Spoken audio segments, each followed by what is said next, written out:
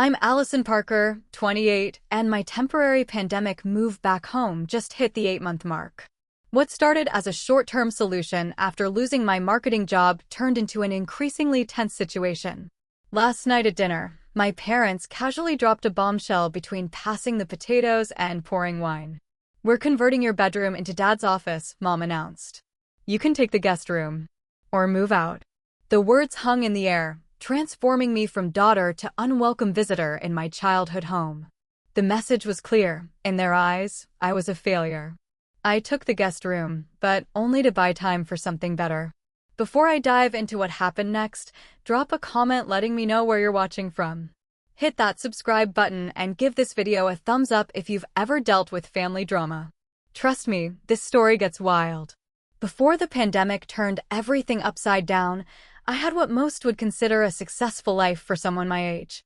After graduating with my marketing degree, I'd landed a position at a mid-sized digital agency in the city. The pay wasn't exceptional, but it covered my half of the rent for a decent 2-bedroom apartment I shared with a college friend. My social life was busy with happy hours, weekend brunches, and occasional dating. I had established a comfortable rhythm to my adult life, complete with a growing 401k and enough disposable income for small luxuries like subscription boxes and weekend trips. Then March 2020 happened. Like dominoes falling in slow motion, the economy began collapsing sector by sector. Our agency lost 3 major clients in 1 week. By the end of April, I was sitting in a Zoom meeting with 40 other employees, listening to our CEO explain the unfortunate but necessary workforce reduction. Translation: I was unemployed with 2 months of severance and a suddenly useless portfolio of travel and hospitality marketing campaigns. At first, I wasn't overly concerned. My resume was solid and I had decent savings. But as weeks turned into months, reality set in. The job market had completely dried up. Marketing budgets were the first thing companies slashed, and suddenly I was competing against people with 15 years of experience for entry-level positions. My unemployment benefits helped, but not enough to cover rent in the city. When my roommate announced she was moving back to her hometown, the decision was effectively made for me. I couldn't afford our apartment alone, and finding a new living situation during lockdown was nearly impossible. After sleepless nights weighing my options, I called my parents. "Of course you can come home, sweetie," my mother had said with such genuine warmth that tears sprang to my eyes. "Your room is exactly as you left it. Stay as long as you need." When I arrived at my childhood home in the suburbs with my hastily packed belongings, my parents welcomed me with open arms. My bedroom was indeed preserved like a museum exhibit of my teenage years. Swim team trophies, framed college acceptance letter, and even the string lights I'd hung junior year. It felt both comforting and strange, like wearing clothes I'd outgrown. "This is just temporary," I assured them as Dad carried in the last of my boxes. 3 months tops until I find another position. "Take your time," Mom said, placing clean towels on my bed. "We love having you here." Those first few weeks were almost pleasant. I established a routine of job applications each morning, followed by pandemic walks around the neighborhood. In the evenings, we'd cook family dinners and watch movies, the kind of quality time we hadn't had in years.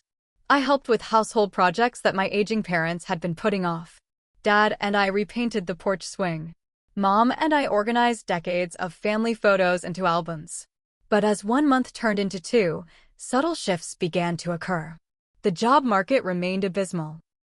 My unemployment benefits were set to expire. Each morning, I'd wake up to check my email, hoping for interview requests that rarely came. When they did, the positions offered salaries barely above minimum wage. My parents started checking in on my job search with increasing frequency. At first, it seemed like natural concern, but their questions took on a different tone as time passed. "Maybe you should consider something outside marketing," Dad suggested over breakfast. "Your brother switched careers twice before finding his groove in corporate law." Yes, my brother Eric, the golden child. 32, married, with a house in the suburbs and a 6-figure salary. Mom made sure to mention his latest promotion during our weekly family Zoom calls. By month 4, I had taken a part-time position at an online customer service center. The pay was dismal, but it was something. I used my first paycheck to buy groceries and give my parents some money for utilities. "Oh, we don't need that," Mom said, pushing the envelope back toward me. "Save your money." It seemed generous at the time. Later, I'd understand it was about maintaining control. The first serious argument happened in month 5. I'd stayed out late with Rachel, my best friend since high school, the one night she was in town. Walking in at 11:30 p.m., I found my parents waiting in the living room, lights on, TV off. "We were worried," Dad said in a voice that suggested not worry but disapproval. "I'm 28, I reminded them. And I texted that I'd be late. "While you're under our roof, we'd appreciate knowing when you'll be home," Mom replied. "It's just respectful." That night, as I lay in my childhood bed, surrounded by remnants of my teenage years, I realized something had fundamentally changed. I wasn't a daughter who had returned home. I was an adult who had regressed in their eyes. What I couldn't understand then was that my presence represented something uncomfortable to them, the fragility of success, the reality that sometimes life doesn't go according to plan. I just didn't know how uncomfortable that truth would make them, or how far they would go to push it away. By month 6, living with my parents had transformed from a safety net into something resembling house arrest. The shift happened so gradually that I almost didn't notice until I was completely entangled in their web of rules. It started with a printed household schedule that appeared on the refrigerator one morning. The document outlined designated shower times. Mine was 7:15 to 7:30 a.m., regardless of my work schedule, kitchen usage hours, and a rotating chore list heavily weighted in my direction. "We thought this would help everyone stay organized," Mom explained, pouring her coffee without meeting my eyes. The schedule was just the beginning. Next came the questionnaires disguised as casual conversation. "Where are you headed? Who will you be with? What time should we expect you?" Each exit from the house required this verbal checkpoint. If I failed to provide sufficiently detailed answers, suggestions would follow. Maybe I shouldn't go out on a weeknight. Maybe I could apply for more jobs instead. Maybe Eric never socialized this much when he was getting back on his feet. Then, one Tuesday afternoon in October, I returned from a job interview to find my bedroom door open and my mother inside, reorganizing my closet. "Mom, what are you doing?" I asked, watching as she folded a sweater I'd tossed on my chair that morning. "Just tidying up a bit," she replied, continuing to rearrange my belongings. "I appreciate the thought, but I'd prefer you ask before coming in here." Her hands paused mid-fold. "This is our house, Allison. All of these rooms are our rooms." That weekend, I discovered 3 boxes in the garage labeled Goodwill, filled with my books, old journals, and mementos I'd stored in my closet. When I confronted my mother, her response chilled me. "You're not a teenager anymore. It's time to get rid of childish things, especially if you're planning to stay here long term." The implication was clear. My presence was no longer temporary in their minds, and they were reclaiming their space inch by inch. My father's criticism of my career choices became a daily sermon. "Marketing is a luxury expense for businesses," he'd explain over dinner, as if I hadn't worked in the field for years. "You should look into something more essential. Healthcare. Government. Like your brother did." Ah, yes, Eric again. Perfect Eric, who now called once a week, his conversations with our parents filled with updates about cases won and investments made. When he visited for a weekend in November, the contrast in how we were treated became painfully obvious. "Eric can have the good guest towels," Mom instructed me as I helped prepare for his arrival. "And make sure the bathroom is spotless." While I was subjected to curfews and interrogations, Eric came and went as he pleased. Mom prepared his favorite meals without complaint. Dad asked for his financial advice rather than offering unsolicited lectures. "How do you deal with them?" I whispered one night as Eric and I washed dishes after dinner. He shrugged. "I moved 2 states away. Works pretty well." The most humiliating development came in the form of my mother's matchmaking attempts. Despite my insistence that I was perfectly capable of managing my own love life, she began inviting nice young men from her friends' families to dinner. There was Dave, the insurance agent with clammy hands, Michael, the divorce with 3 children, and Tyler, her hairstylist's son who still lived in his mother's basement at 34. "Beggars can't be choosers, dear," she said after I rejected a second date with Dave. "I'm not begging for anything," I replied, but the words felt hollow even to me. I tried establishing financial independence by offering to pay rent, hoping it might buy me some respect and privacy. "We don't want your money," Dad said firmly. "We want to see you applying yourself." Translation: money would give me too much leverage. The weekly family dinners evolved into progress reports on my job search and life plans. Each Sunday, I'd sit under the dining room chandelier feeling like a defendant on trial, presenting the week's applications and interviews for their judgment. "Only 3 applications this week?" Dad would ask, eyebrows raised. "The marketing coordinator position sounds entry-level," Mom would observe. "Aren't you overqualified?" No position was ever quite right in their eyes, either too low for my abilities or too ambitious for someone who had taken a step backward. Their contradictory expectations created an impossible standard that kept me perpetually failing. By month 7, I barely recognized myself. I'd become hypervigilant about where I left my belongings, apologetic for existing in spaces outside my bedroom, and increasingly isolated as I avoided bringing friends home to witness my regression to adolescent status. The final warning sign came when I overheard my mother on the phone with her sister. "No, it's not ideal having a grown daughter back home," she said, unaware I was in the hallway. "We had plans for the house once we were empty nesters. Richard wants a home office." I was thinking of taking up painting again. "Yes, we've tried dropping hints, but she doesn't seem motivated to leave." Sometimes children need a push, don't they? I retreated to my bedroom, the words echoing in my mind. A push. That's what they were planning. I just didn't realize how hard they would shove. The evening of the ultimatum began innocently enough. I returned from my customer service shift to find my mother in the kitchen preparing what appeared to be a special meal: roast chicken, scalloped potatoes, fresh asparagus. A bottle of wine was breathing on the counter, and the good china was set on the dining room table. "What's the occasion?" I asked, helping her arrange the asparagus on a serving plate. "No occasion. Just thought we'd have a nice family dinner." Something in her too bright smile triggered my suspicion. In recent months, I developed an almost primal ability to sense when my parents were planning something that would impact my precarious position in their home. Dad arrived home precisely at 6:30, as he had every weekday for 30 years. He changed out of his work clothes, poured himself a glass of wine, and joined us at the table with unusual formality. The first half of dinner proceeded with surface-level pleasantries, discussions of neighborhood gossip, comments on the weather, and Dad's golf game. Mom refilled wine glasses with unusual generosity.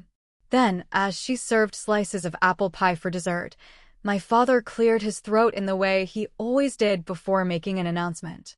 "Allison, your mother and I have been thinking about the home office I've wanted to set up since retirement is on the horizon." I nodded, fork halfway to my mouth. "We've decided it's time to move forward with that plan," Mom continued smoothly. "We'll be converting your bedroom next week." My fork froze in midair. "My bedroom?" "You've been here nearly 8 months now," Dad said, his tone matter of fact. "What was temporary has become extended. We need to adjust accordingly." "The guest room is perfectly nice," Mom added. "It has that new mattress we bought last year." I set my fork down, appetite vanishing. "Let me understand. You're kicking me out of my bedroom." "Not kicking you out, sweetie. Relocating you. Or..." Dad glanced at Mom. "Or you might take this as a sign it's time to find your own place again," Mom finished, sliding the pie server under another slice, as if she'd merely suggested I might prefer chocolate to apple. I looked between them, waiting for someone to laugh, to say they were joking. Neither did. "You can't be serious." "Very serious," Dad replied. "The painters are coming Tuesday." I turned to my brother, who had been suspiciously quiet throughout the exchange. "Did you know about this?" Eric studied his wine glass with sudden intense interest. "They mentioned they were thinking about it." "And you didn't think to warn me?" He shrugged uncomfortably. "It's their house, Allie." The betrayal stung from all sides. I pushed back from the table, my chair making a harsh sound against the hardwood floor. "So I've gone from daughter to guest in my own home." "Don't be dramatic," Mom said.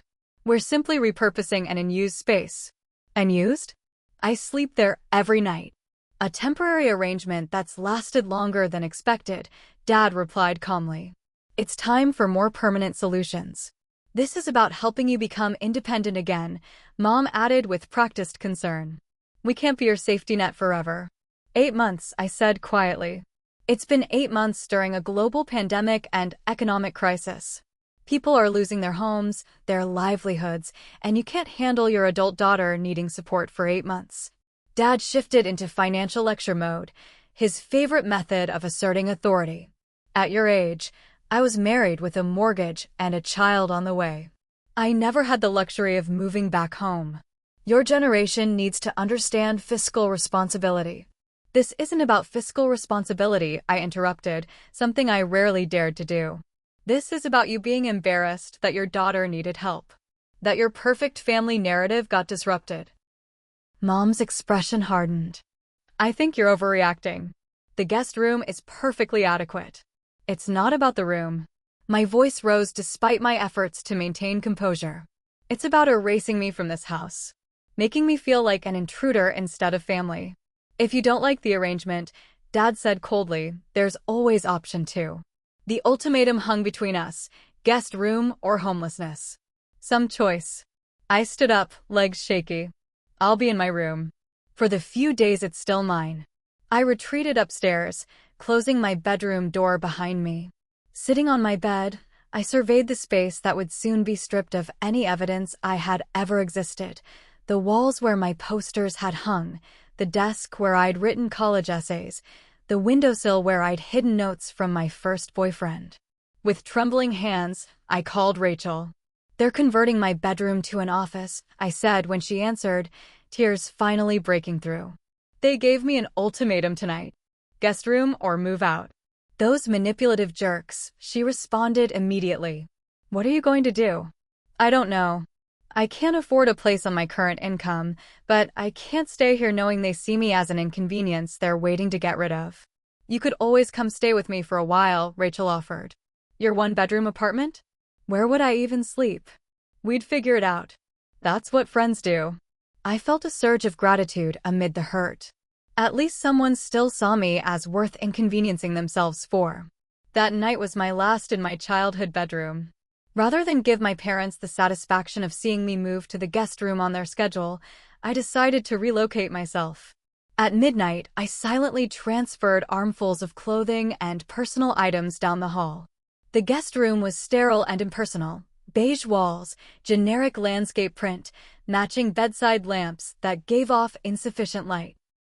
The closet was half filled with holiday decorations and old coats. The dresser drawers were lined with faded paper that smelled of mothballs. As I lay in the unfamiliar bed, listening to the different creaks and settling sounds of this part of the house, I made a promise to myself. This would be temporary in the truest sense of the word. I would find a way out, and when I did, I would never put myself in a position where family could make me feel this unwelcome again. The guest room became my physical and psychological prison over the following weeks. Every element of the space reinforced my new status. The thin, scratchy towels designated for visitors, the single drawer Mom cleared in the bathroom for my toiletries, the small closet mostly filled with winter coats and old suitcases. Unlike my childhood bedroom, which had evolved with me through the years accumulating layers of my personality, like geological strata, this room belonged to no one. The walls were painted what my mother called neutral beige, but what I thought of as institutional ecru. The furniture was a mismatched collection of pieces too good to discard, but not good enough for the main areas of the house. The bed squeaked with every movement, a constant auditory reminder of my displacement. Most telling was what the room lacked. No family photos, no books I'd read and loved, none of the trinkets and treasures that transform a space from a room to a refuge. The message was unambiguous. This was a temporary holding area for someone passing through, not a place for putting down roots. My first night there, I woke at 3 a.m. disoriented and panicky, momentarily unable to remember where I was. This became a pattern. Fragmented sleep, strange dreams, a persistent feeling of displacement that followed me even into unconsciousness. During daylight hours, I noticed other changes. My parents began addressing me with a slightly louder, over-enunciated speech they typically reserved for visitors. Conversations at breakfast became performatively polite. "Would you care for more coffee, Allison?" Mom would ask, as if serving a guest at a bed and breakfast rather than her daughter. "Will you be joining us for dinner this evening?" Dad would inquire, as if my presence was optional rather than expected. The emotional toll was substantial. I found myself crying in the shower, where the sound of running water would mask my sobs. I avoided the hallway that contained my former bedroom, unable to bear seeing the transformation in progress, the fresh paint, the new desk, the efficient erasure of my existence. During this period, I reconnected with my boyfriend Jason. We'd been dating casually before the pandemic, then drifted into an undefined long-distance situation when I moved back home. Our relationship had cooled during my months of unemployment depression, but now I reached out with renewed intensity. "It's psychological warfare," I explained during a late-night phone call. "They're trying to make me so uncomfortable I'll leave, but they know I can't afford to." "That's seriously messed up," he agreed. "You know you could stay with me if things get worse." Jason's offer was tempting but complicated. His apartment was a 40-minute drive from my workplace, and our relationship wasn't solid enough yet for cohabitation. Still, the knowledge that someone was willing to make space for me provided crucial emotional support. With my dignity hanging by a thread, I began formulating an escape plan. Each night after my parents went to bed, I'd sit cross-legged on the guest bed with my laptop, researching affordable housing options and calculating budgets with obsessive precision. The financial reality was sobering.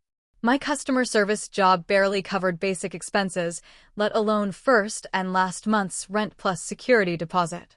Most apartments required proof of income 3 times the monthly rent, an impossible standard given my current position. I created a spreadsheet tracking every penny earned and spent. I cut all non-essential expenses, canceled streaming subscriptions, stopped ordering takeout, even switched to a cheaper phone plan. I picked up extra shifts whenever possible, sometimes working 12 days straight without a break. In a password-protected document titled Freedom Fund, I established concrete savings goals. Month 1, $800.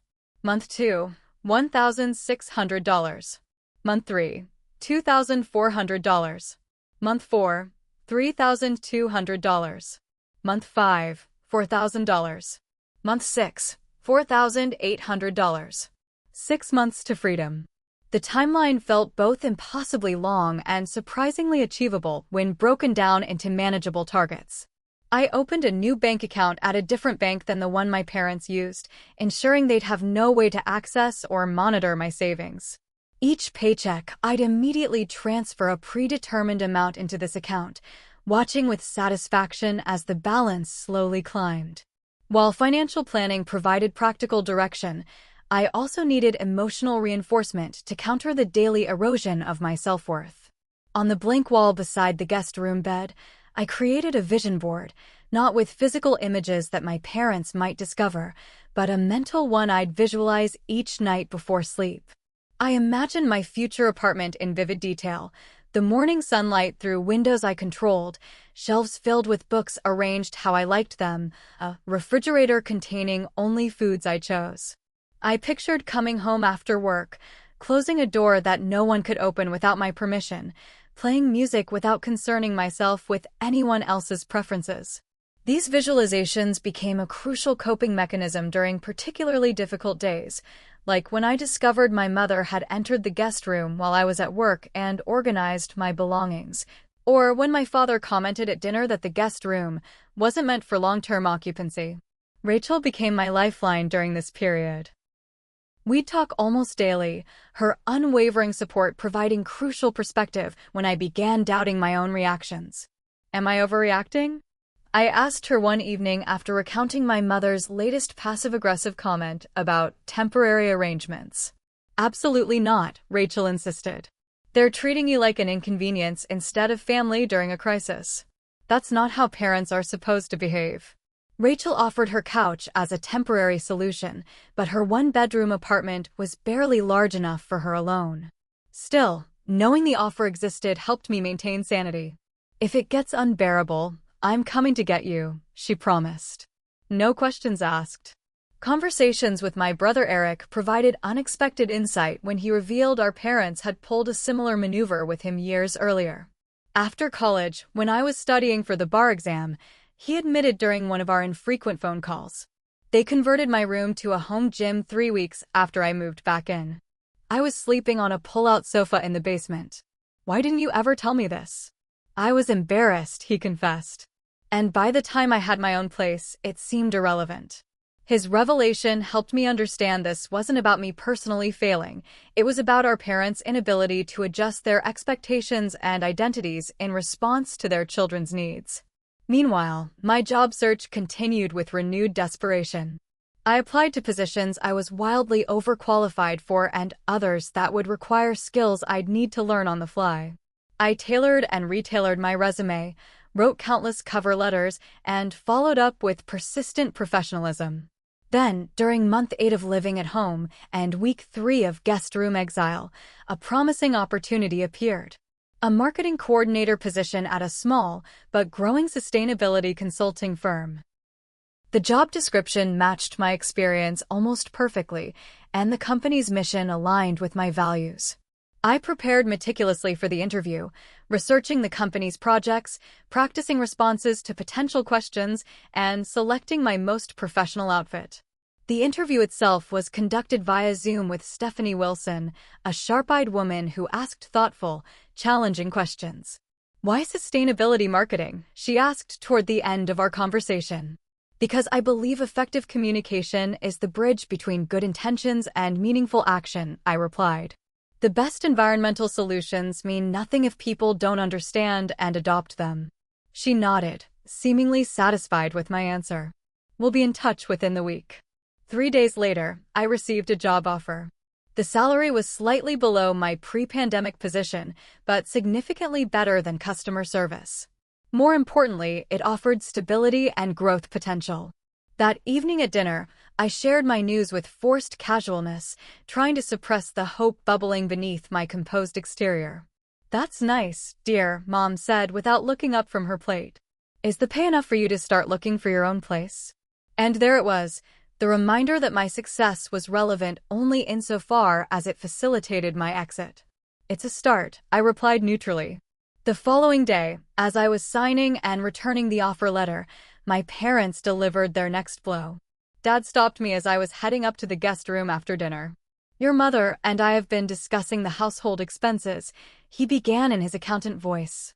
"We think it's appropriate for you to contribute room and board now that you'll be employed full-time." "How much did you have in mind?" I asked, mentally recalculating my savings timeline. $900 monthly, he stated. "Starting with your first paycheck."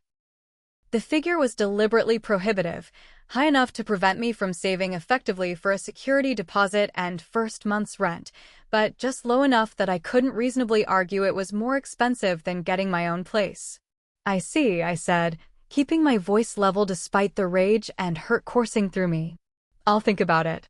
That night, I made 3 important phone calls. First to Rachel, who offered increasingly creative suggestions for what my parents could do with their room and board proposition. Then to Jason, who reiterated his offer of temporary housing. And finally to Megan, a colleague from my new workplace whom I'd connected with during the interview process. "Do you know anyone looking for a roommate?" I asked Megan after explaining my situation in abbreviated form. "Not off the top of my head, but I can ask around," she promised. Housing costs are ridiculous these days. Lots of people are doubling up. As I lay in the guest bed that night, my parents' behavior suddenly crystallized into perfect clarity. The room conversion, the emotional distance, the prohibitive rent, these weren't isolated incidents, but coordinated steps in a campaign to regain control of their home without having to explicitly evict their daughter during a pandemic. The realization was both painful and liberating. Understanding the strategy meant I could counter it with my own. If they wanted to play chess, I'd make my moves accordingly. The final piece fell into place the next morning when I opened my closet to find several boxes of childhood mementos and photos missing. When I questioned my mother, she responded with casual cruelty. Oh, those old things? They were just collecting dust. I put them in the donation pile. The donation pile. Years of journals, photographs, and keepsakes, evidence of my life and history, discarded without consultation. It was the breaking point I didn't know I'd been waiting for. The psychological warfare escalated dramatically after I accepted the new job. What had been subtle undermining morphed into overt hostility, as if my parents sensed I was planning my escape and were determined to accelerate the process. First came the guest room guidelines, a typed page taped to the door detailing new restrictions. Bathroom access was limited to 30 minutes in the morning and evening, with specific time slots that conflicted with my work schedule. Kitchen privileges ended at 8 p.m., meaning I couldn't prepare dinner after late shifts. Laundry was restricted to Tuesdays and Sundays between 1 to 4 p.m., times I was typically working. These are the same rules we'd give any house guest, Mom explained when I questioned the new policies. We're just being consistent. The word houseguest stung like a physical blow. After 8 months, after 28 years of being their daughter, I had been recategorized completely. My father began referring to my presence as my stay, as if I were visiting from out of town.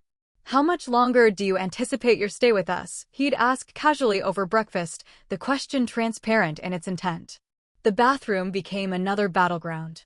My allocated toiletries drawer mysteriously shrank until only half the space was available for my items. Products I left in the shower were relocated to this increasingly cramped drawer. When I tried storing excess items in the guest room, Mom commented on the cluttered appearance during one of her unannounced inspections. Yes, inspections. I began noticing subtle signs that my parents entered the guest room during my work hours. Items slightly repositioned, the bed corners retucked with hospital precision, my laptop moved from where I'd left it. The violation became undeniable when I returned early from a shift to find my mother going through my desk drawer. "What are you doing?" I demanded from the doorway. She startled, but recovered quickly. "Just tidying up. This is technically our guest room, you know. That's my personal drawer. Those are my private things." "Nothing is private in our house," she replied with unsettling calm. "We have a right to know what's happening under our roof." Later that evening, I discovered she had been reading my mail. A letter from my new employer had been opened and resealed with obvious tape marks. "Did you open my mail?" I confronted her in the kitchen. "It looked important," she replied without a hint of remorse. "I thought it might be time-sensitive. Opening someone else's mail is a federal offense." "Don't be dramatic, Allison. Parents have always helped their children with important correspondence. I'm 28 years old. Then perhaps you should be living independently, like most 28-year-olds. The circular logic was maddening. I needed to be independent to earn privacy and respect, but they actively undermined every attempt at building independence. My brother Eric visited again that weekend, and I seized the opportunity to gain perspective on our parents' behavior. "Is this normal?" I asked him as we walked to the neighborhood coffee shop, a rare escape from the house. "The way they're treating me?" Eric sighed, looking suddenly older than his 32 years. "They did something similar to me after law school. But I think it's worse for you." "Why would it be worse?" "You're their daughter. There's this weird expectation that you'll either live at home until marriage or be wildly successful on your own. The middle ground, you being independent but struggling, doesn't fit their narrative. That's ridiculous. It's 2020, not 1950. Their generation, their rules," Eric shrugged. "Remember how Dad always says their parents kicked them out at 18? Yeah, when college tuition could be paid with a summer job and houses cost 3 times annual salary instead of 10 times. Eric nodded. "They don't understand how the economy has changed. They think if they make home uncomfortable enough, you'll magically overcome the housing crisis through sheer determination. Did you know they're charging me $900 in rent starting next month?" Eric nearly choked on his coffee. "That's more than my first apartment cost." "Exactly. They're making sure I can't save enough to leave. Or making the cost-benefit analysis favor leaving," he suggested. Classic dad move. That conversation provided crucial validation. I wasn't imagining the manipulation. It was real and calculated, if misguided. Meanwhile, my strategy of quietly building resources continued. My first paycheck from the new job arrived, and I immediately transferred the maximum possible amount to my secret savings account. I worked overtime whenever available, using the office as a sanctuary from the increasingly hostile home environment. The new workplace proved to be an unexpected source of support. My boss Stephanie was demanding but fair, and my colleague Megan quickly became a friend and ally. My cousin might have a rental available next month, Megan mentioned during lunch one day. It's small, but the price is reasonable. I felt a surge of hope. That would be amazing. Can you connect us? Already texted her. She's sending photos tonight. Small victories like this kept me going through increasingly difficult days at home. I clung to my 6-month exit plan, adjusting timelines and budget projections like a general planning a strategic retreat. Then came the day I discovered my childhood mementos in the garbage. I'd been searching for a particular sweatshirt and decided to check the storage boxes in the garage. Instead, I found a large garbage bag beside the trash cans. Something about the shape caught my attention, a corner of fabric that looked familiar. Opening it revealed yearbooks, photo albums, childhood art projects, and journals, my history, discarded like household waste. Hands shaking, I dragged the bag back into the house and into the kitchen where my mother was preparing dinner. "What is this?" I demanded, appending the contents onto the kitchen floor. Mom glanced at the pile with irritation. I was decluttering. Those things were just collecting dust. These are my memories. My property. You had no right to throw them away. Allison, you can't possibly expect to store childhood memorabilia in our home indefinitely. Adults don't keep every finger painting and school report. Adults get to decide what's meaningful to them. Adults get to choose what they keep or discard. You're treating me like a child while simultaneously punishing me for not being independent enough. I think you're overreacting. No, I'm not overreacting. You're erasing me. First my bedroom, then my belongings, now my memories. The commotion brought my father into the kitchen. What's going on here? She's throwing away my things without asking me, I said, picking up a water-damaged photo album from my high school graduation. Those boxes were cluttering up the garage, Dad replied dismissively. We need the space. For what? Your third set of golf clubs? Mom's holiday decorations she uses once a year. This is our house, he reminded me, voice hardening. We don't need to justify our storage decisions to someone who's overstayed their welcome. The words hung in the air like a physical presence. Overstayed my welcome. In my family home. During a global crisis. Is that how you see me? As an unwelcome guest? We welcomed you with open arms, Mom interjected. 8 months ago. This was supposed to be temporary. There's a pandemic. I exploded. Millions of people lost their jobs. The economy collapsed. Did you expect me to conjure an apartment and high-paying job out of thin air? Your brother managed to maintain his position, Dad noted coldly. He adapted to the changing market. Eric works in corporate law. They do Zoom depositions. I was in event marketing when all events were canceled worldwide. There's always a way for people who are truly motivated, Dad continued, falling back on platitudes rather than engaging with reality. Something in me snapped, the final thread of hope that they might understand, might show compassion, might act like the parents I needed rather than the property managers they'd become. You know what? Keep the guest room. Keep the house. Keep pretending you're the perfect parents who raised the perfect children. I'm done.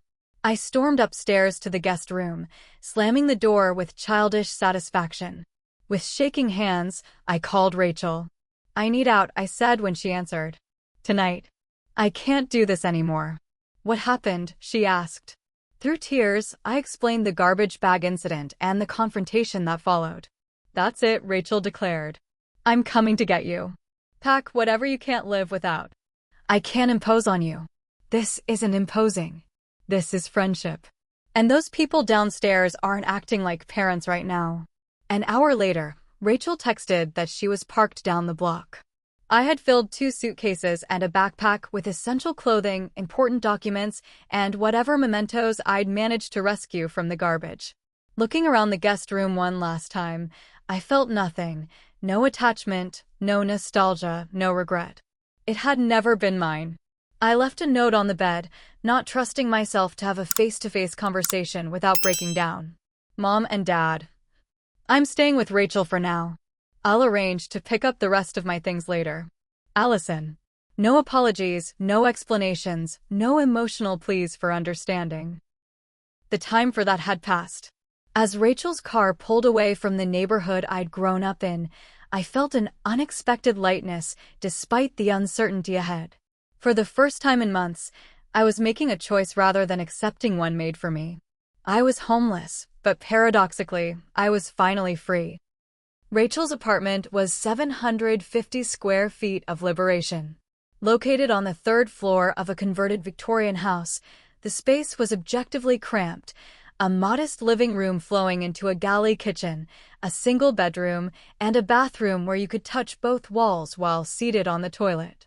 But after months in guest room purgatory, it felt expansive in the ways that mattered most. It's not much, Rachel apologized as she helped me arrange my suitcases in the corner of her living room. But what's mine is yours for as long as you need it. That first night, we transformed her living room into a makeshift bedroom. The couch was too short for my 5 feet 8 inches frame, forcing my feet to dangle uncomfortably off the armrest, but I slept more soundly than I had in months. The absence of psychological warfare was more comfortable than any memory foam mattress. What's the plan? Rachel asked the next morning over coffee, both of us squeezed at her tiny kitchen table. Step 1 was escape.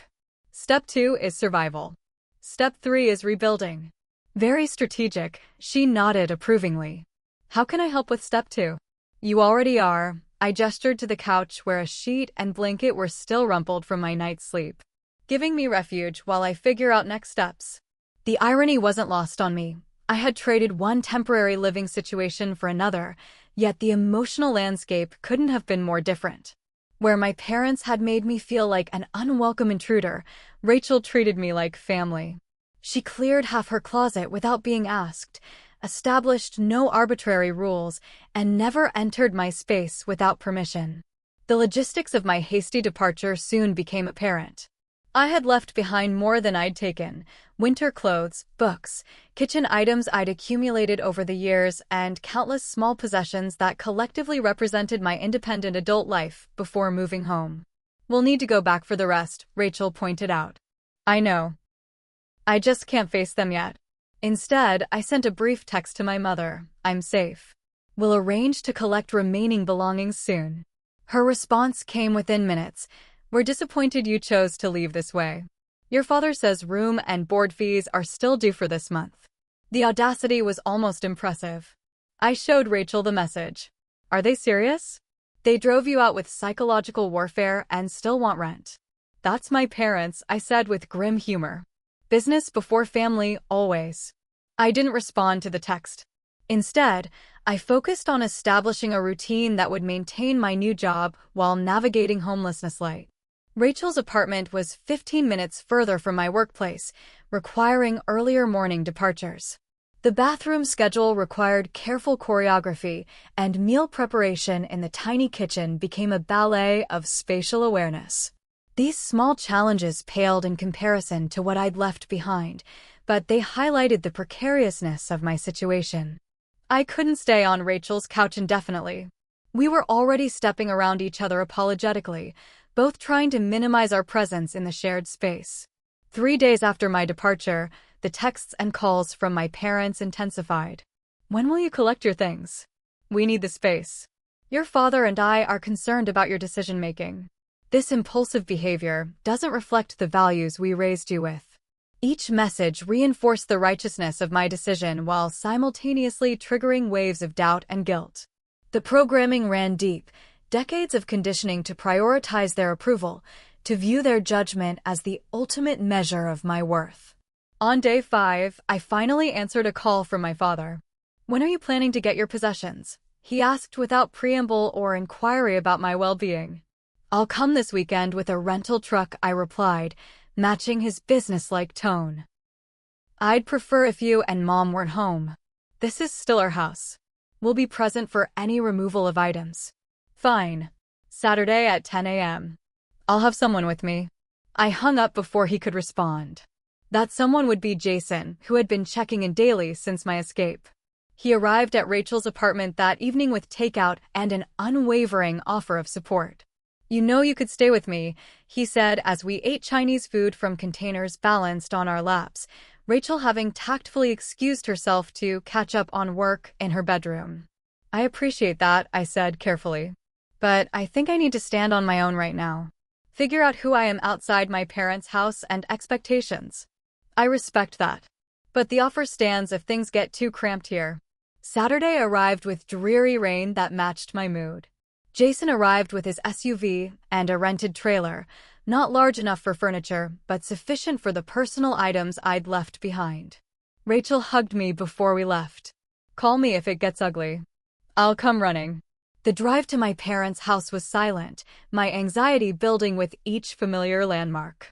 When we pulled into the driveway, both parents' cars were ostentatiously parked in front, a clear message that they were home and waiting. "Ready?" Jason asked, giving my hand a supportive squeeze. "As I'll ever be." They were waiting in the living room, positioned like interviewers preparing to assess a candidate. Mom sat rigidly on the couch, Dad in his recliner, both with expressions calibrated to communicate disappointment without overt hostility.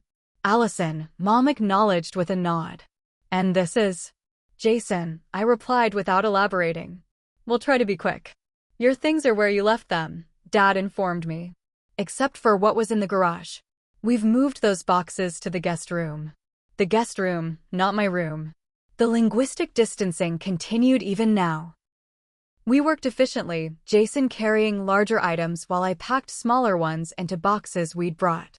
My parents maintained a heavy presence, hovering in doorways and hallways, watching our progress like suspicious security guards. As I packed the rescued mementos from the garbage incident, Mom hovered nearby. "I still think you're overreacting about those old things," she remarked. "Part of growing up is letting go of childish attachments. Part of growing up is deciding for yourself what matters," I countered without looking up.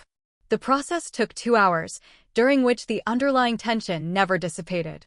As Jason loaded the last box, Dad approached with an envelope. "Your final statement," he said, extending it toward me.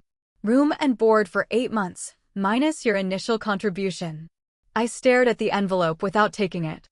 "I'm not paying you for making my life miserable these past months. We provided shelter during a difficult time. You provided conditional love and psychological manipulation. Bill me through a lawyer if you want, but we both know this is about control, not money." I turned to leave, but paused at the door. "You know what the saddest part is? I needed parents these past months, support, understanding, love. Instead, I got landlords. And not particularly good ones." Mom's expression flickered with something that might have been regret, but Dad's remained impassive. Neither spoke as I walked out the door, closing it firmly behind me. In the car, Jason glanced at my face. "You okay?" I considered the question as we backed out of the driveway. "No, but I will be." Back at Rachel's apartment, the reality of my situation came into sharper focus. My possessions, even carefully curated, overwhelmed her small living space. Boxes lined the walls, clothing hung from door frames for lack of closet space, and navigating the room required careful choreography. "This isn't sustainable," I admitted that evening as we attempted to clear enough floor space to sit down. "It's just temporary," Rachel assured me, though I could see the strain in her smile. Temporary. The word that had justified my move back home, then my relegation to the guest room, and now my invasion of Rachel's carefully constructed independent life. Always temporary, never stable. The search for an apartment began in earnest. Each evening after work, I'd scour rental listings, make phone calls, and schedule viewings for any property remotely within my budget. The reality was sobering. Rents had increased significantly during the pandemic, while available units decreased. When I did find possibilities, other obstacles emerged. My credit check revealed the damage done by months of minimal income and maxed-out credit cards. Landlords wanted proof of income 3 times the monthly rent, nearly impossible on my new salary. Every application required non-refundable fees of $50 to $75, quickly depleting my limited savings. After 2 weeks of rejections, I hit a particularly devastating low. A small studio apartment, barely 400 square feet, but with a location close to work, had seemed promising until the property manager called. "I'm sorry, but we require a credit score above 700 or a cosigner," she explained. "My score is temporary," I argued. "I have steady employment now. Rules are rules." "Do you have someone who could cosign?" "Parents, perhaps." The irony was so perfect I nearly laughed. No, no cosigners available. That night, I broke down on Rachel's couch, the stress of homelessness and rejection finally overwhelming my carefully maintained composure. "I'm never going to find a place," I sobbed as Rachel sat beside me, offering tissues and sympathy. "I've applied to 15 apartments and been rejected by all of them. I'm running out of application fee money." "Maybe it's time to consider alternatives," she suggested gently. "Like what?" "Moving back with my parents?" "I'd rather sleep in my car." "What about Jason's offer?" I sighed, wiping tears with the back of my hand. Moving in with him would be exchanging one dependency for another. I need to stand on my own first. There's no shame in accepting help, Allie. It doesn't make you weak or dependent. It makes you human. Her words resonated, but pride and fear held me back. Accepting Jason's offer felt like admitting defeat, like confirming my parents' belief that I couldn't function independently. The next day, an unexpected message arrived from my new colleague Megan. "My cousin's tenant backed out last minute. Apartment available now if you're still interested." Hope surged as I arranged to view the property that evening. The apartment was small and dated, a converted garage with questionable heating and a kitchenette rather than a full kitchen. But it was private, affordable, and available immediately. "The landlord's my uncle," Megan's cousin explained. "He normally requires first and last month's rent plus security deposit, but given the circumstances, he might be flexible." Mr. Reynolds, the landlord, was a retired teacher in his 70s with kind eyes and a suspicious nature. He questioned me thoroughly about employment, lifestyle, and future plans. "I don't usually rent to people with credit problems," he said after running my application. "Bad experience in the past." My heart sank. "I understand. Thank you for considering." "But," he continued, "Megan's family vouches for you, and that counts for something. How about this? Higher monthly rent but lower upfront costs. Instead of 2 months plus deposit, just first month and half security." The higher monthly payment would stretch my budget thin, but the reduced initial outlay made it possible. "I can make that work. One more condition," he added. 6-month lease instead of 12. Probationary period, so to speak. "You prove reliable, we can extend after that." "That's fair," I agreed, extending my hand to seal the deal. As I signed the simplified lease agreement, a weight lifted from my shoulders. The apartment was far from perfect. The carpet was stained, the appliances outdated, the bathroom's sink cracked, but it was mine. For walls and a roof where no one could question my belongings, monitor my schedule, or make me feel unwelcome. I used most of my emergency fund to cover the initial payments, leaving me precariously close to broke. But as I turned the key in the lock of my new front door, the financial anxiety seemed a small price for independence. Rachel helped me move in the following weekend, the process requiring just 3 trips in her compact car. My meager possessions barely filled the small space, giving it an echo why, unfinished quality. We celebrated with cheap wine and coffee mugs, sitting on cushions on the floor in the absence of proper furniture. "To freedom," Rachel toasted. "To starting over," I added, the wine warming my chest as I looked around my humble kingdom. That night, alone in my new home, I slept on an air mattress beneath borrowed blankets.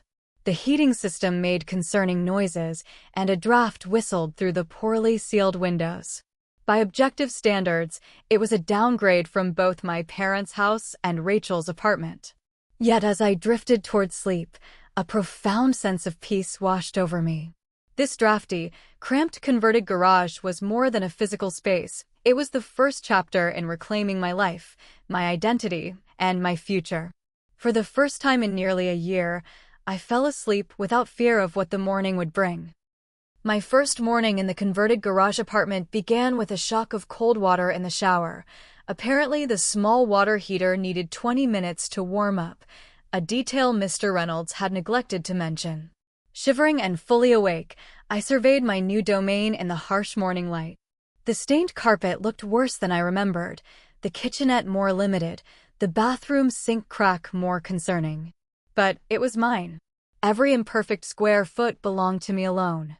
I had exactly $47 in my checking account after paying the security deposit and first month's rent. My next paycheck wouldn't arrive for 9 days. The financial tightrope would require perfect balance. That first week established a pattern of extreme frugality. I ate peanut butter sandwiches and ramen noodles, walked the 2 miles to work instead of driving to save gas, and shivered under multiple blankets rather than running the inefficient heater. Each penny saved was a tiny victory in the war for independence.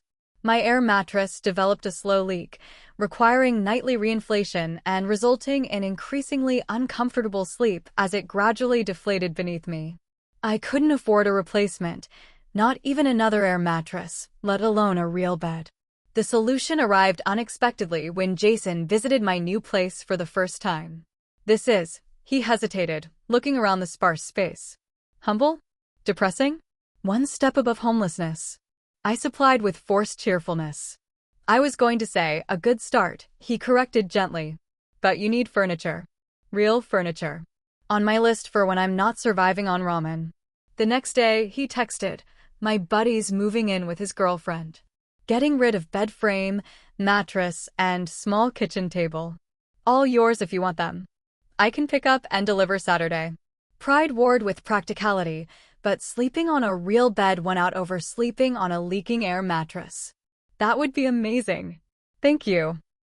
Saturday transformed my empty apartment into something approaching a home. The bed, a simple full-size with wooden frame, dominated the studio space, but provided both comfort and dignity. The small table with 2 chairs created an eating area distinct from my sleeping space. Jason helped position everything to maximize the limited square footage. What else do you need? He asked as we collapsed on the bed after moving furniture. Everything, I laughed. But this is a fantastic start. The following weeks brought slow but steady improvements. Rachel contributed a lamp and floor pillows. Megan offered kitchen essentials, mismatched plates, cups, and utensils she'd accumulated through various roommates. A coworker was replacing her microwave and gifted me the old one. My makeshift furnishings came from discount stores, thrift shops, and neighborhood curbs on trash day. Each addition, however humble, transformed the space from temporary shelter to actual home. A shower curtain with whimsical fish. A braided rug covering the worst carpet stains. Twinkle lights strung around the perimeter of the ceiling, creating ambient lighting more pleasing than the harsh overhead fixture. Financial stability proved more challenging than decorating. My salary covered basics, rent, utilities, car insurance, phone, with little left over for savings or emergencies. I continued working extra hours whenever possible, building a small financial cushion dollar by painfully earned dollar. The morning I finally had enough to open a savings account, just $200, but symbolically significant, I celebrated with my first non-essential purchase, a plant. The small pot hose cost $8.99, a trivial amount to most people, but a luxury in my new economic reality.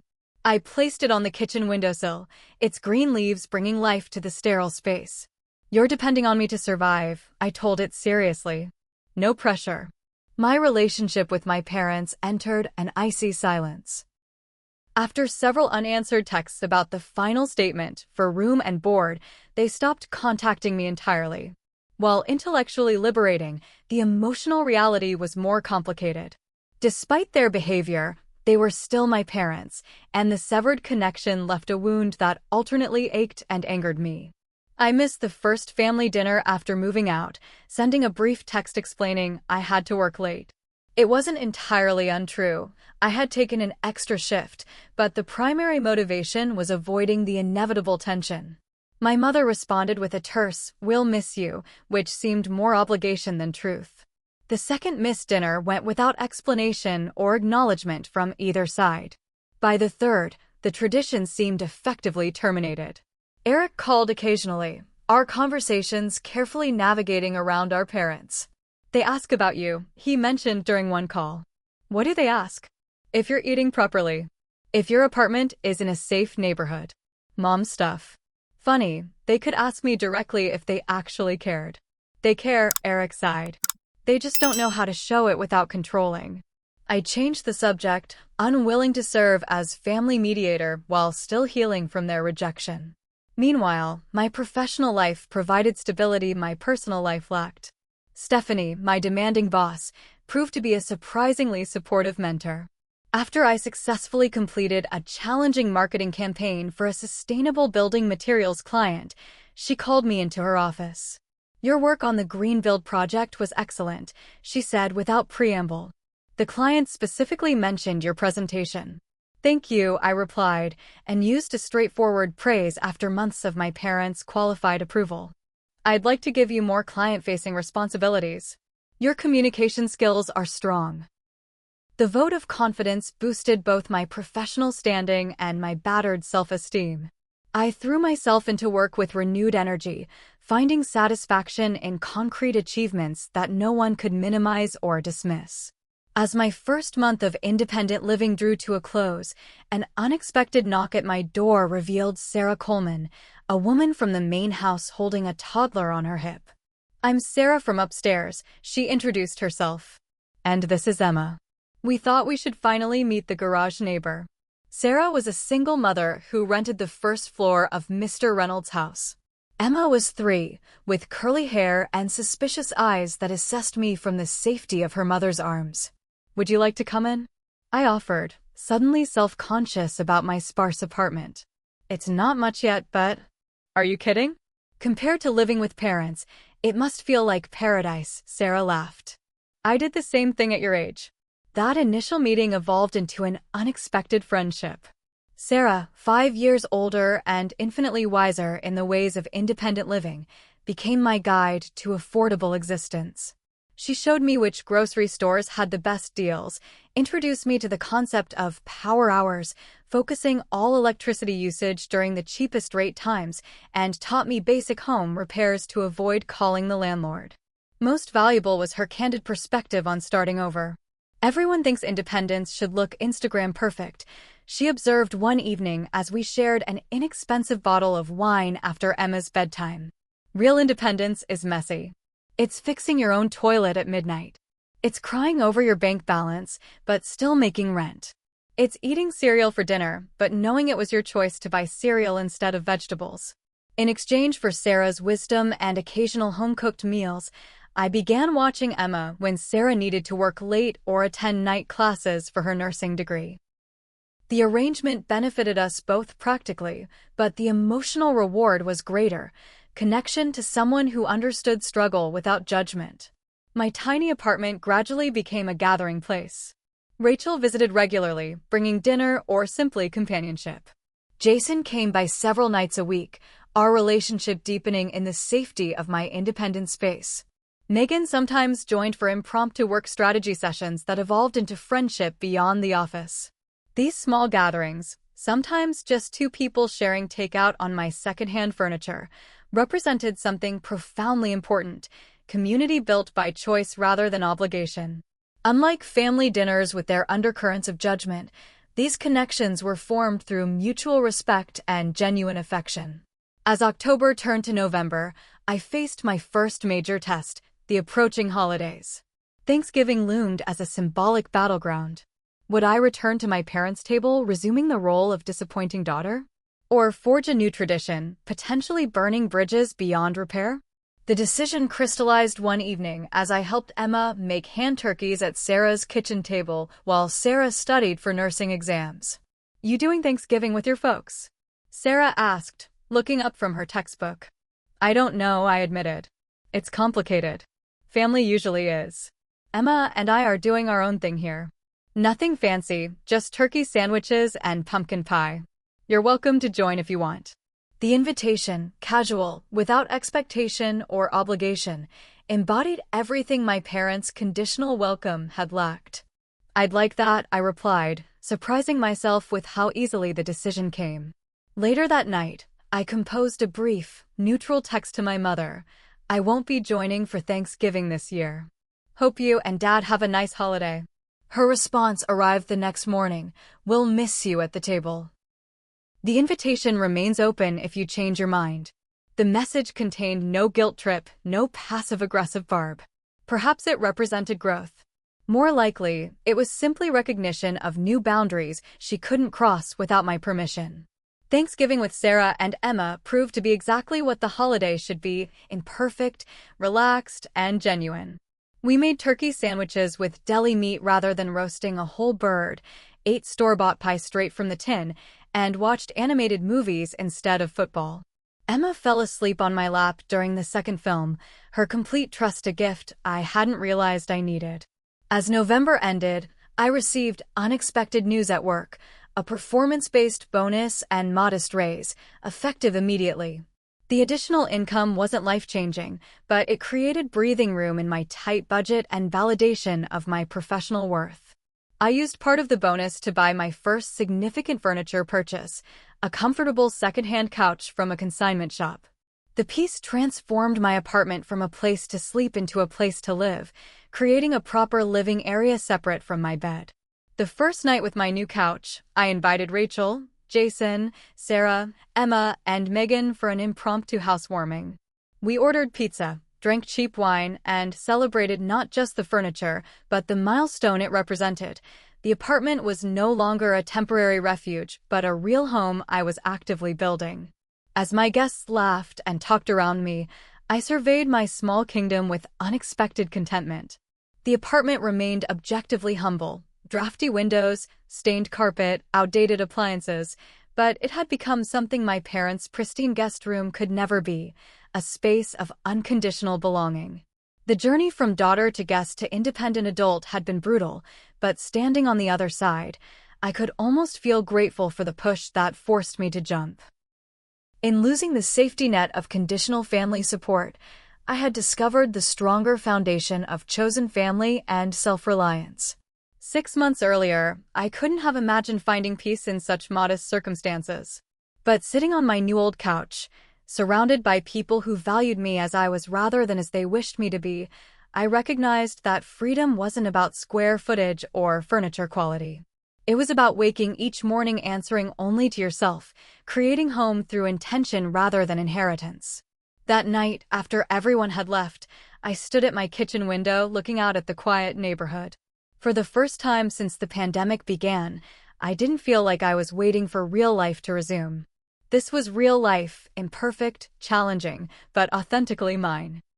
6 months after my hasty exit from my parents' guest room, life had found a rhythm that felt sustainable, if not always comfortable. My tiny apartment had gradually transformed into a genuine home, each carefully chosen item reflecting my priorities rather than anyone else's expectations. The second-hand couch now boasted colorful throw pillows.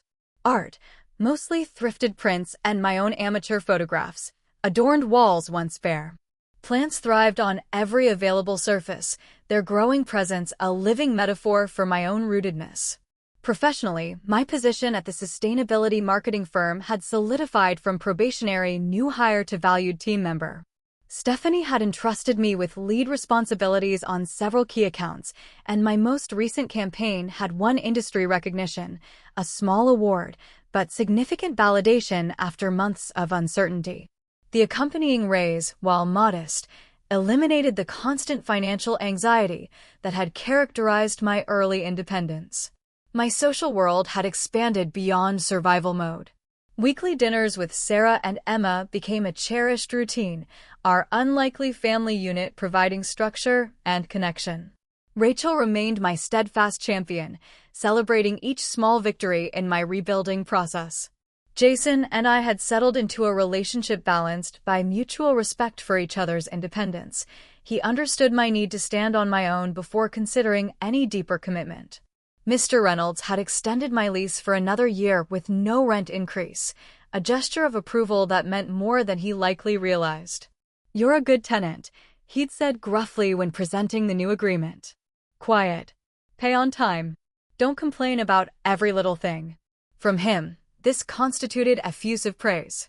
The only unresolved aspect of my new life was my relationship with my parents. After the brief Thanksgiving exchange, communication had dwindled to perfunctory birthday messages and occasional updates relayed through Eric. The distance wasn't actively painful anymore, but its existence represented an incomplete healing, a fracture that had stabilized but not properly mended. The breakthrough came unexpectedly on a rainy April afternoon. I was leaving the grocery store, paper bags precariously balanced against the drizzle, when a familiar voice called my name. Allison. I turned to find my mother standing under the store awning, her shopping cart half filled. Mom, I acknowledged, unsure whether to move toward or away from her. We stood awkwardly, separated by 6 feet of wet pavement and 6 months of silence. You look well, she offered finally. Thanks. So do you. Your brother mentioned you received a promotion. Not exactly a promotion. New responsibilities, small raise. She nodded, eyes scanning my face with an expression I couldn't quite read. I've missed you, she said simply. The words hung between us, unadorned by qualification or expectation. Not we've missed having you around the house or we've missed knowing what's happening in your life, just the straightforward admission of absence. I've missed you too, I admitted, surprised by the truth of it. Not everything, but some things. A ghost of a smile crossed her face. That's fair. We stood in silence for another moment before practical reality intervened, my paper bags growing dangerously soggy in the persistent drizzle. I should get these home before they disintegrate, I said, adjusting my grip. Of course. She hesitated. Would you be open to having coffee sometime? The question contained no demand, no presumption of right. It was an invitation, not an expectation. I think I would, I replied carefully. Not at the house, though. No, not at the house. Neutral territory. She almost smiled. Your father and I have been seeing a family therapist. One of her first suggestions was meeting on neutral territory. This revelation startled me more than the encounter itself. My parents, particularly my father, had always dismissed therapy as something for weak-minded people who can't solve their own problems. That's unexpected. A lot has happened these past months, she said simply. For all of us. We exchanged phone numbers.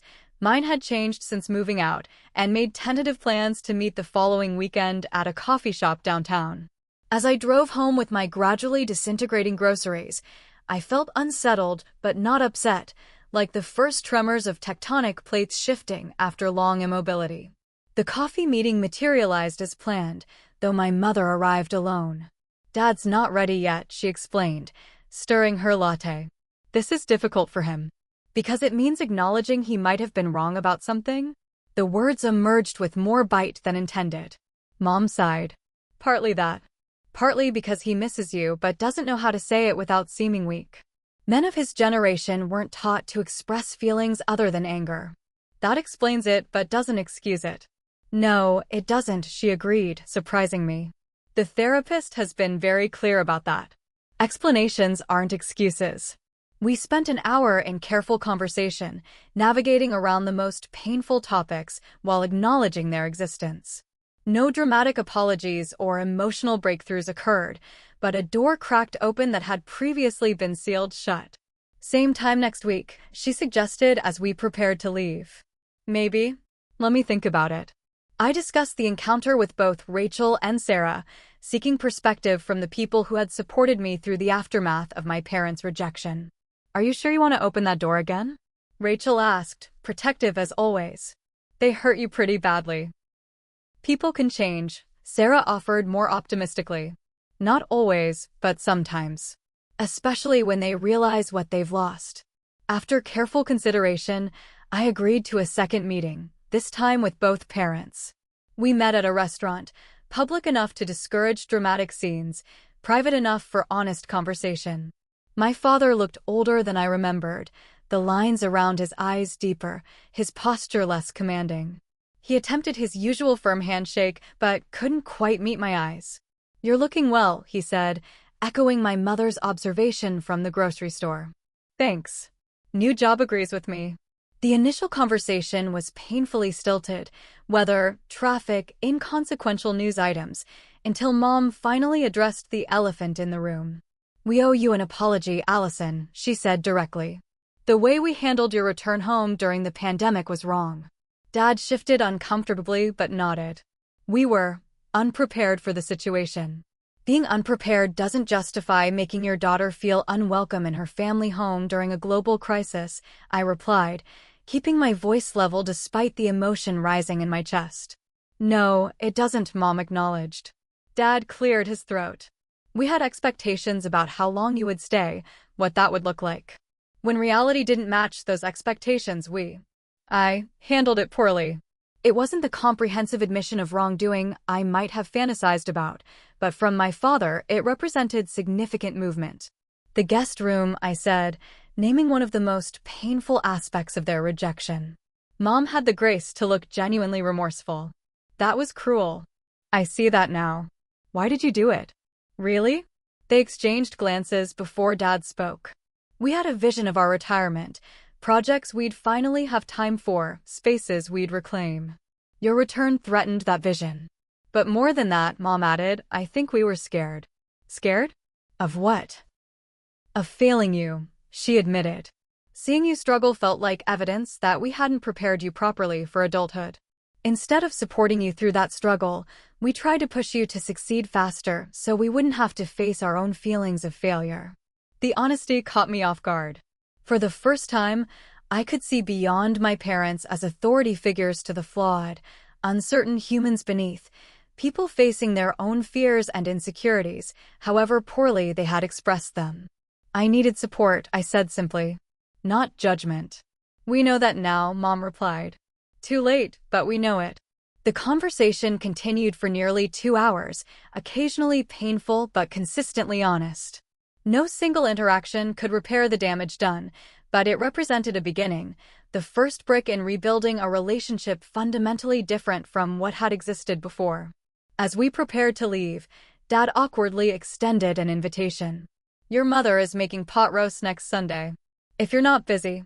He trailed off, clearly uncomfortable with the possibility of rejection. "I'll think about it," I promised, neither accepting nor declining. In the parking lot, Mom hugged me briefly before departing. "I'm proud of you, Allison," she whispered. "Not despite your struggles, but because of how you've handled them." The words touched something deep inside me, the wounded child who had always sought parental approval, now receiving it without conditions or expectations. I didn't attend that Sunday dinner, needing time to process the conversation and establish boundaries before re-entering my parents' home. Instead, I invited them to my apartment the following weekend, a significant role reversal that placed me in the position of host rather than guest. Their visit revealed more about our changing dynamic than any conversation could have. Mom arrived with a houseplant and attempted not to visibly react to the modest conditions of my living space.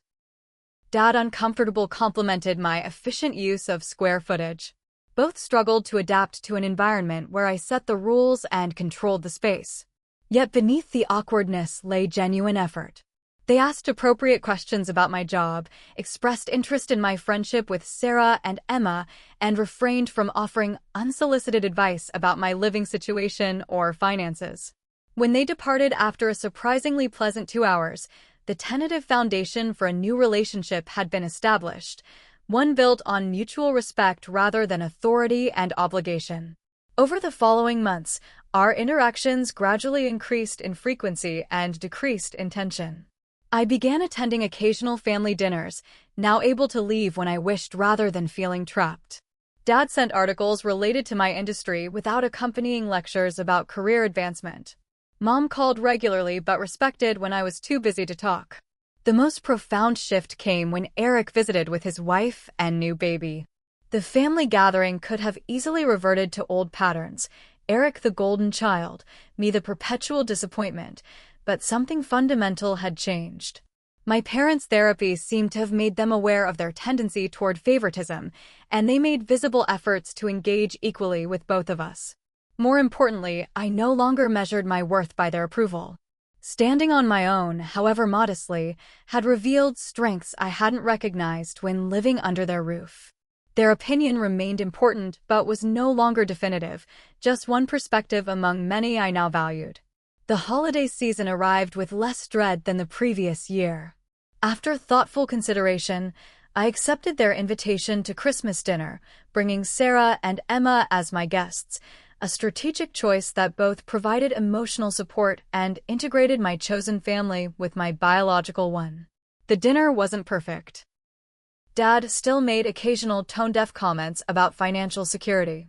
Mom sometimes lapsed into managing behavior when serving food or arranging seating. But these moments now seemed like vestigial habits rather than deliberate attempts at control. Progress, however imperfect, was undeniable. As winter turned to spring, my lease with Mr. Reynolds approached renewal. The timing coincided with another significant change, a job offer from a larger marketing firm, attracted by the award-winning campaign I'd developed. The position offered substantially better compensation and career advancement opportunities, but required relocation to another part of the city. The decision crystallized during a conversation with Jason, who had become an increasingly important presence in my life, without overshadowing my independence. "What's holding you back?" he asked as we discussed the opportunity over dinner in my apartment. This place was my first real home, I admitted. The place where I found myself again. "It feels symbolic somehow." "The home isn't the apartment," he observed. "It's what you built inside yourself while living here. That goes with you wherever you decide to go next." His perspective helped me recognize that clinging to my first independent space might actually represent a new form of fear, resistance to growth rather than embrace of security. True independence meant the freedom to evolve, not just the ability to maintain. I accepted the position and signed a lease on a one-bedroom apartment in a quiet neighborhood closer to my new office. Though still modest by most standards, it represented significant improvement: functional heating, intact carpet, proper kitchen, and even a small balcony for container gardening. The weekend before my move, I hosted a dinner party in my soon-to-be former home, a conscious celebration of endings and beginnings. Rachel brought champagne. Jason arrived with flowers. Sarah and Emma contributed homemade cookies. Megan and other coworkers filled the small space with laughter and conversation.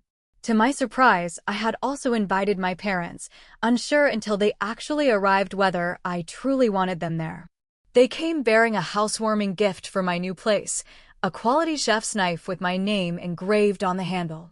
"Every independent adult needs proper kitchen tools," Mom explained, the gift acknowledging both my autonomy and their support of it.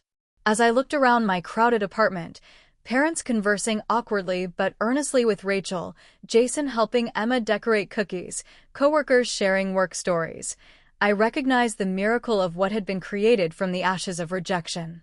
A community spanning biological family and chosen connections, all centered around the person I had become through adversity rather than the person anyone else expected me to be.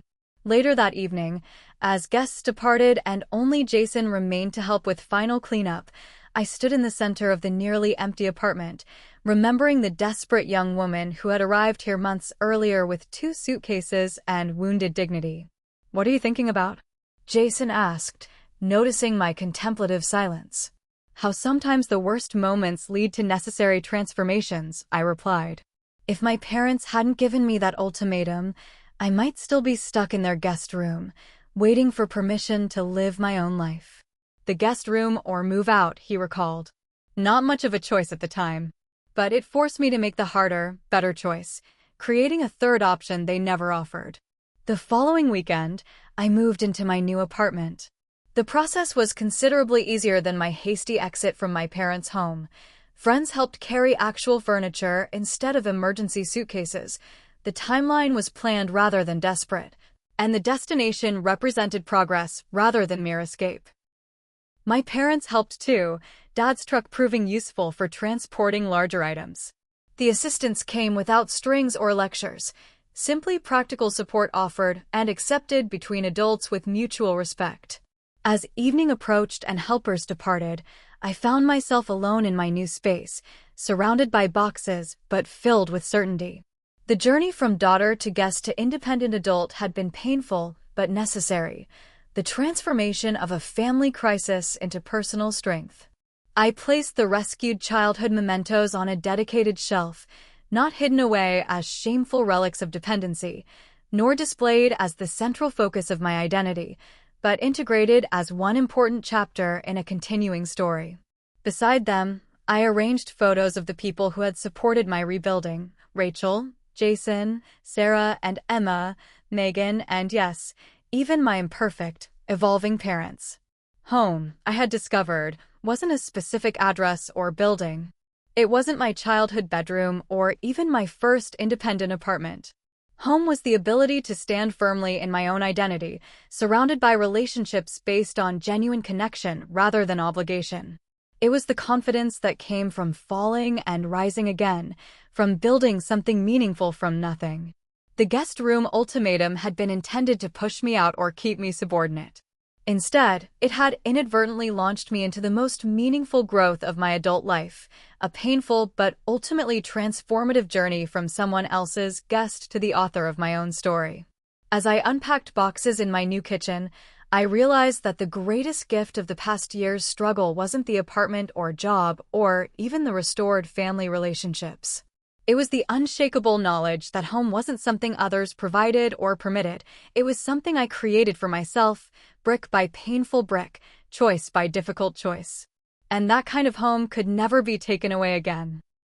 Looking back at my journey from my parents' guest room to true independence, I wonder how many of you have faced similar challenges with family expectations and finding your own path. Have you ever had to choose between comfort and growth? Between security and self-respect? I'd love to hear your stories in the comments below. If this video resonated with you, please hit that like button and consider subscribing for more stories about navigating life's unexpected challenges.